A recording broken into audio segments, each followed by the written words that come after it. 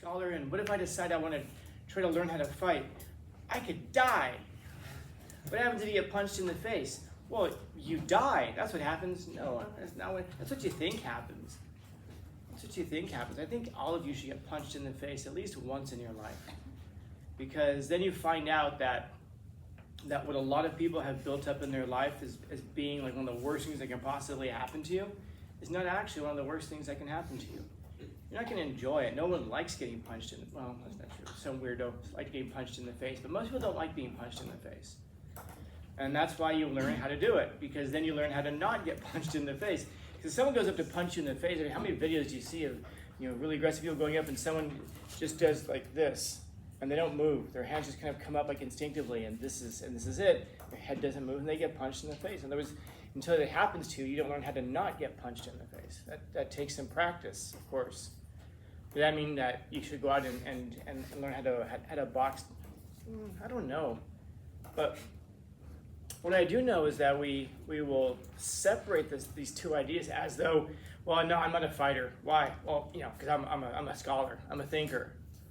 And thinkers don't fight? Hey, how come you're an athlete? Let's say, why your grades suck so much? Oh, I'm just an athlete though. I'm a jock.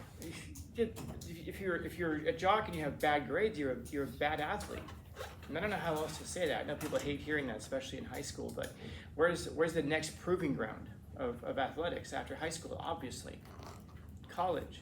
And when you go to college, we have this idea that if you're good enough, first off, very few people are good enough. But if you are good enough, that your professors will just say, "I'll just give you a passing grade because you're a great athlete." That doesn't happen. That does not happen. So you're going to have to be a scholar because also it requires study. Now, it doesn't mean that all scholastics are the same. In other words, you can be an educated football player, let's say, because you studied the heck out of football and you know a lot about football. And then maybe you don't know so much about chemistry. Okay, but if your intelligence or if your grades or whatever, your focus is only in one area, it's because your focus is in only one area rather than a broad range of areas. How many subjects in life are useful? Well, all of them, if you know how to use them, because the fact is that they exist. When are you ever going to have to know about, how to do plumbing? Oh, I'll just hire somebody. Why don't you learn how to do it yourself? It takes too much time, Here becomes the problem now. Now you're dependent on somebody else to come and fix your plumbing, which means you have to pay them whatever they want you to pay them because you're in a position of vulnerability. You have to work around their schedule because they'll show up when they have time. And now you're sitting around on a Saturday or whatever, waiting a long time for someone to show up to fix something incredibly simple you could have fixed yourself, and you're paying a lot of money to do it. That's just one thing. Learn how to fix electricity. You have to become experts in all these things because obviously there are some things that are really, really complicated. And then at some point you can make a choice now. You can fix it yourself, or you just decide, I don't want to spend the time on that, I'd rather spend the money on that. But in terms of academics and intelligence and courage, if you've got soldiers who are complete idiots, man, look at what that looks like on the battlefield. Do you want soldiers who are going to question about like why you're in the war? Yeah, heck yeah.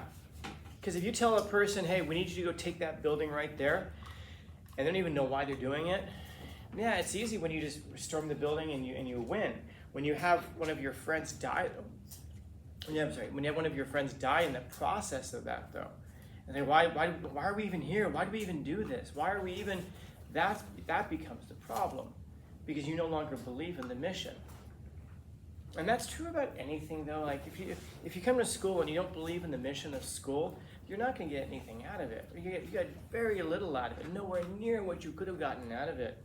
If you have a job and you don't believe in the mission of the job, if your thing is, I just show up and get a paycheck and go home, then you're not going to develop there. And I don't just mean like not just develop in the job, which is true, but also just develop as a person, because every job you take, there's a skill set that you can get out of it.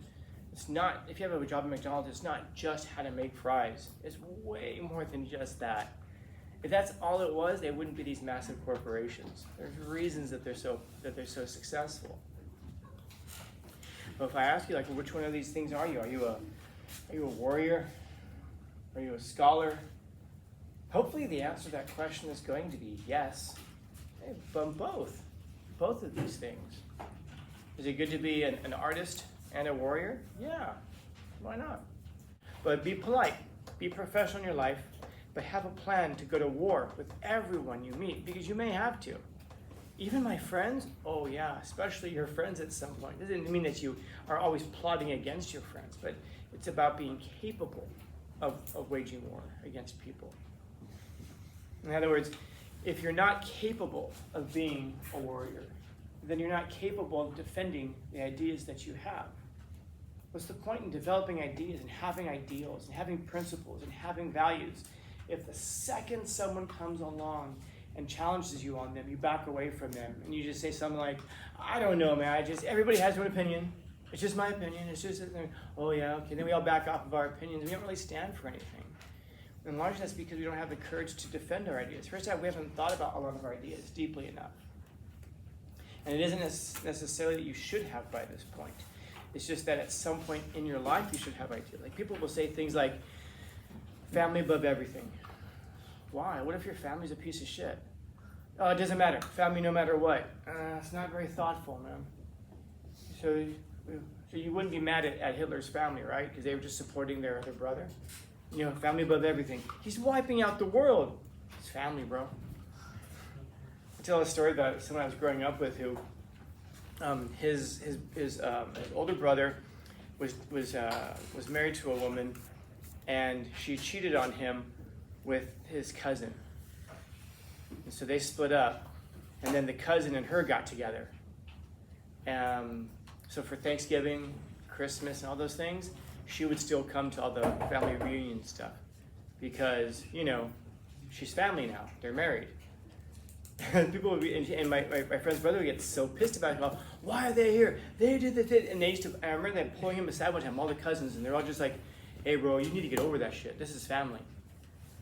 Like, you just stole the dude's wife, man. This is cousin. Doesn't matter, bro. Family. You know, and that's not very thoughtful. It's not very thoughtful. And sometimes having like a strong sense of identity, a strong sense of ideas, strong sense of values, means having to separate yourself from the people around you who don't share those things. You're actually in the way of them. That doesn't mean always. The point I'm getting at is that should you be a scholar or should you be a warrior? The answer is yes. And by the way, to be a warrior is to be a scholar, because that means you have to pursue truth no matter where it leads you, man. If your family's right, if your family's wrong. If your friends are right, if your friends are wrong. Oh, here's the really hard one. If you're right or you're wrong. You ever been in the middle of an argument before and you realize at 1 second that you were completely wrong the entire time? Yeah. And what do? Do you double down and go, it doesn't matter? Or do you ever stop and just go, oh man, that's my bad, I'm sorry. I was wrong about that. If you're a person who's able to back off of it, yeah, that requires being a warrior, because that means you're pursuing truth no matter where it leads. You know, I can't tell you how often I talk with people, and they ask me, like yesterday, one of my students came to me, and she was telling me that there's something I said in one of my classes, and her aunt asked her, does he have any proof? Does he have any evidence? What are his sources? Which is always like, I don't know, it's like this reaction that we do when we don't like what someone says. What's your source? Do you have any proof? It's like, duh, who do you think you're talking to? Of course. And what she was asking about, I won't usually do this, but it's so it's so everywhere. I told her, just Google search that exact phrase. You'll have like pages and pages and pages of examples. And she said, yeah, I told, it was her aunt actually. She said, I told my aunt, and she said she didn't want to have to search for it. She wants you to send her stuff. I'm not going to do her work for her. If she wants to know that stuff, then she should pursue it. But here's the thing. It was something I said in one of my talks that she disagreed with. And she doesn't really want to know if she's wrong. She wants to know that, she wants to think I'm wrong, so therefore that means by default I'm right. No, man, you pursue it wherever it leads. The views that you have, they shouldn't be views that you necessarily want to have, except that you want to know the truth. You want to be in alignment with the truth. As soon as you say, who cares, I just don't, then you're not a warrior, man, and you're not a scholar either, which is fine. It's totally okay. But just to understand that now what that means is that you're at the whim of a warrior. You're at the whim of the scholars. And we complain about the person who sits sipping their wine in halfway around the world who sends people off to fight and do things. We get pissed off about bosses who don't seem to care about us whatsoever. As though we care about our bosses, by the way. I love that when people will complain and go, this company doesn't even care about me. Oh, do you care about the company? Really? Of course you don't. One of my students was working at McDonald's. He's like, dude, run Plaza. He's like, this is last year. He's not there anymore. And he says, man, it sucks. They don't even care about us. Well, do you care about them? Do you sit at home and ask yourself, how can I be a better employee? How can I better serve them? How can I, kind of laughs and goes, no. Well, what do you want to just go in one direction? Come on, man. Come on. But the point of it all is to be independent, so that you can be both of these things, a warrior and a scholar, because you don't want your thinking done by cowards. Because people who are cowards, they're afraid to say what's really on their mind. They're afraid they're going to be canceled. They're afraid they're going to offend people. You have to not be worried about offending people. It's not that you want to offend people, of course not. But I'd rather people be offended by the truth than by lies. It's not that you want to go to war, but you should be capable of it if necessary. And that doesn't just mean physically fighting, although everybody in here should learn how to do that at some point. Doesn't mean you have to run around and be able to beat the shit out of everybody you meet. But it should mean that if you're somewhere, you should be able to defend yourself. You shouldn't have to ride a trolley and be afraid necessarily. You should be able to walk down the street and not have to worry so much. It doesn't mean you can beat up anybody, but it does mean that you can protect yourself, and at the very least, it's going to cost somebody something if they come after you. And the same with ideas. To have ideas that are so important to you that they guide your life, that you live for them.